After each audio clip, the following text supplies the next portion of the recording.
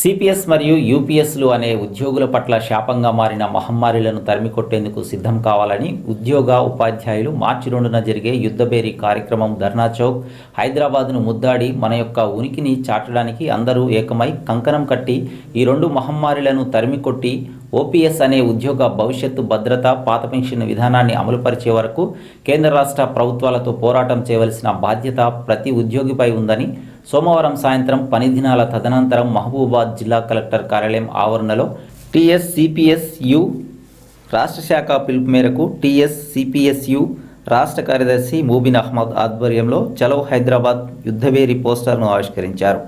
ఈ సిపిఎస్యు మరియు యూపీఎస్ విధానాల పట్ల కేంద్ర రాష్ట్ర ప్రభుత్వాలు ఉద్యోగుల పట్ల వారి మనోభావాలను కాపాడి ఉద్యోగుల పట్ల నిర్లక్ష్య వైఖరిని మాని పాత పెన్షన్ విధానాన్ని వెంటనే అమలుపరచాలని ప్రభుత్వానికి డిమాండ్ చేశారు.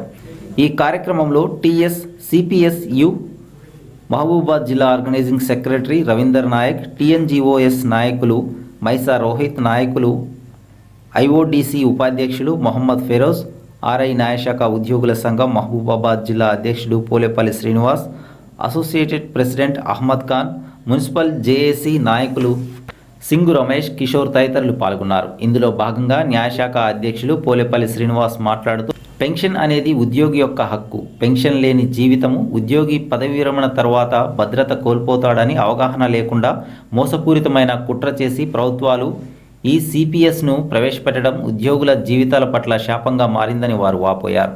ప్రభుత్వాలు వెంటనే పాత పెన్షన్ విధానం అమలుపరిచి ఉద్యోగుల మనోభావాలు దెబ్బతీయకుండా వారికి పూర్తి భద్రత కల్పించవలసిన అవసరం ప్రభుత్వందేనని హెచ్చరించారు. వివిధ శాఖ సిపిఎస్ ఉద్యోగులకు వివిధ శాఖల ఓపీఎస్ పాత పెన్షన్ ఉద్యోగులు తమ పూర్తి మద్దతు ఉంటుందని ఈ సందర్భంగా వారు తెలిపారు.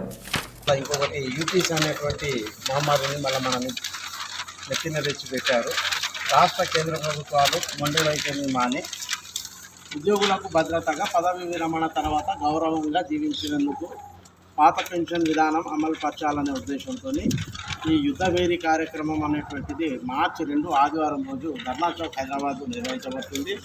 కాబట్టి ఉద్యోగ ఉపాధ్యాయులందరూ సకాలంలో అక్కడ హాజరై ఈ యుద్ధబేరీ కార్యక్రమానికి విజయవంతం చేయవలసిందిగా కోరుతున్నాం. అట్లాగే ఈ శాపంగా మారిన ఈ మహమ్మారిని తరిమి కొట్టాలంటే మనం పోరాటాలతోనే సాధ్యం. ఈ పోరాటాలు చేయకుండా మనం ఏదో కూర్చుంటే వచ్చేది కాదు. 2003-4 నాటికి మనం లేము. తర్వాత తెలంగాణ రాష్ట్రాలు ఏర్పడ్డ తర్వాత ఉమ్మడి రాష్ట్రాలు విడిపోయిన తర్వాత కూడా జీవో వచ్చింది మనకు.